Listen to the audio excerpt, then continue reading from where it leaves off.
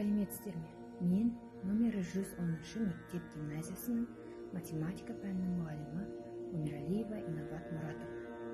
Ұлы ғалым Әбу Насыр Әл-Фарабидің 1150 жылдық мерейтойына арналған Әл-Фараби және қазіргі заман атты халықаралық конкурстың қатысушысы.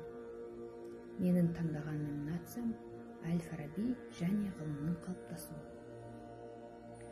Әбу Насыр Әл-Фарабидің рухани мұрасының мол әрі көп қырлы екені баршамызға аян. Әл-Фараби өзінің энциклопедиялық дарынының арқасында философиялық, әлеуметтік, саяси, этникалық, эстетикалық мәселелермен бірге жаратылыстану және математика саласындағы көптеген ауқымды ғылыми мәселелердің түйінін шешкен ғалым.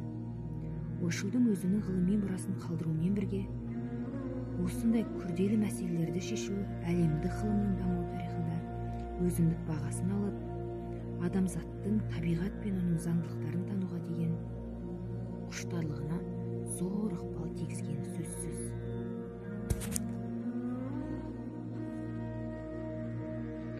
Ұлы ойшыл ғалым Әбу Насыр Әл-Фарабидің ғылымның әр саласына өзінің еңбегін сіңірген. Соның ішінде жаратылыстану ғылымдары, математика, физика, геометрия, логика, арифметика сияқты жаратылыстану ғылымдарына ерекше мән берген.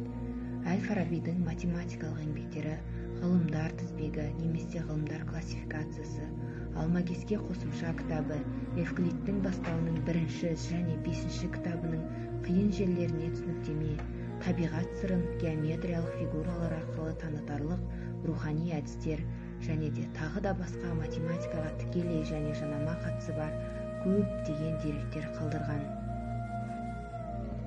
Сонау орта ғасырларда мұндай ғылыми зерттеулер жүргізу тек өз заманынан жүздеген жылдарға ой санасы озып туған ғұламаның ғана қолынан келетіні анық. Осы еңбектерді жеке-жеке қарастыра отырып, Әл-Фарабидің аса көрнекті математик болғанына көз жеткіземіз. Әбу Насыр Әл-Фараби айтады: санаға сай тәртіп бойынша алдымен нүкте, кейін сызық, одан кейін сыртқы беті, кейін барып дене. Алайда оқушы жайлы айтқанда, оқытудың басында оқушы сезілетін нәрсеге мықты болғандықтан, біз алдымен сезімге сәйкес тәртіпті қолданамыз. Ал ғылыми шығармада ақылға сай тәртіп қолданылады. Сондықтан оқыту сезілетін денеден басталуы тиіс деп айтып кеткен. Әл-Фараби Евклидтің бастауларында педагогикалық тәсілдің жоқтығын сынға алып, математикадан оқу құралдарын жазу барысында оқушылардың жас ерекшеліктерін ескеру қажеттігін атап өтеді.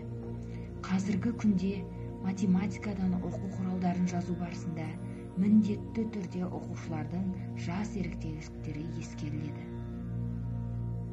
Терең білімге үздіксіз және қажырлы еңбек, оған деген құштарлық арқылы ғана жетуге болады. Бірақ өз өмірін ғылымға арнаған адамнан еңбекқорлық қана емес, адамгершілік, тазалық талап етіледі. Сондықтан да білім мен ізгі қасиеттер, ғылым мен адамгершілік қатар жүруі керек. Адамгершілік қасиеттерге ие емес ғалымды ғалым деуге болмайды.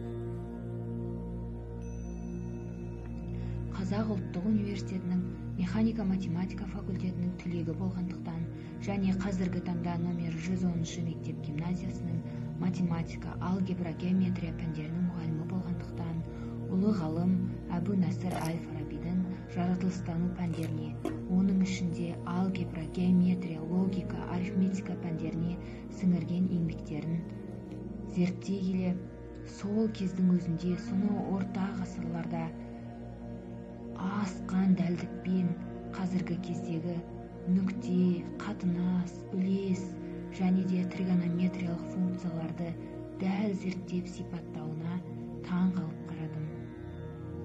Әрине де Әбу Насыр Әл-Фараби қазіргі кездегі математиканың, геометрияның негізін қалаушы ұлы математик ретінде танимын. Халқымыздың мақтанышы тек қана қазақ халқының емес, бүкіл дүние жүзі халықтарының мақтанышы ұлы тұлға Әбу Насыр Әл-Фарабидің оның 150 жылдық мерейтойы